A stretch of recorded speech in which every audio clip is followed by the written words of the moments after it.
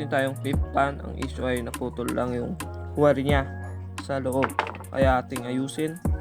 At makita natin dito ay medyo manipis lang yung wire na ginamit dito. Nangyari dito is nakalagay lang daw sa may upuan, sa may likod ng pintuan. Pagbukas ng pintuan ay nahatak yung clip pan, kaya naputol. Kaya yun, atin na ayusin yung clip pan kung ito lang talaga yun, kung ito ba talaga ang mismong issue.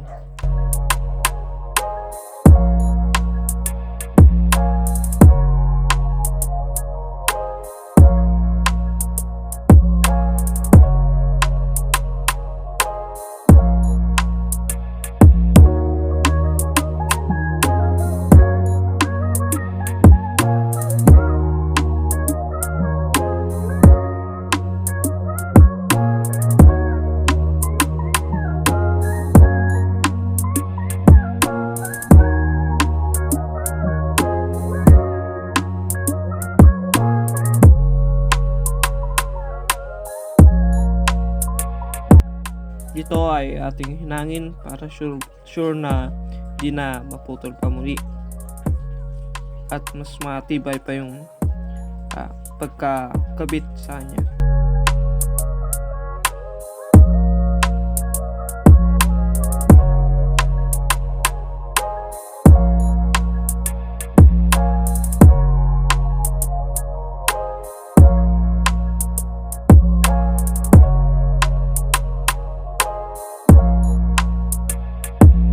Ngayon, atin natakpan ang clip pan para matesting na natin kung ito lang ba talaga ang kanyang sira or nadama yung kanyang motor. Ating alamin, ating panoorin.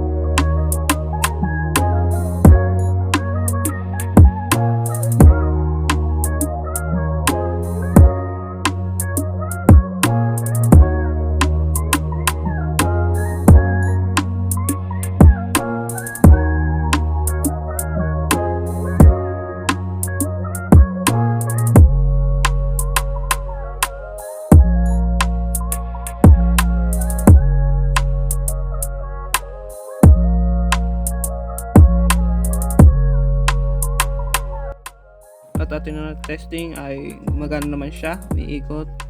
At yun lang pala ang kanyang problema, wala sa motor. Kaya yun.